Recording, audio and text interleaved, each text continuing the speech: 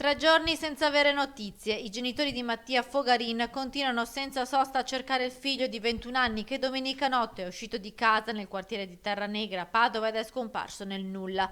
Questa è la foto di Mattia, alto circa 1,80 m, con il pizzetto. Al momento della scomparsa indossava una felpa verde, dei pantaloni della tuta blu e scarpe da ginnastica. Chiunque avesse sue notizie o notasse il ragazzo deve rivolgersi alle forze dell'ordine o contattare direttamente il numero di telefono 347 78 48 025 e avvisare i genitori. In questi giorni la prefettura ha messo in campo il dispositivo di ricerca delle persone scomparse con i cani molecolari, l'elicottero che ha sorvegliato il fiume dall'alto e la squadra sommozzatori dei vigili del fuoco, ma di Mattia nessuna traccia. L'ultima cella telefonica ad aver agganciato il suo cellulare è quella di via Cavallotti, vicino all'argine del Bacchiglione. La procura ha aperto un'indagine e la questura ha sentito gli amici del ragazzo.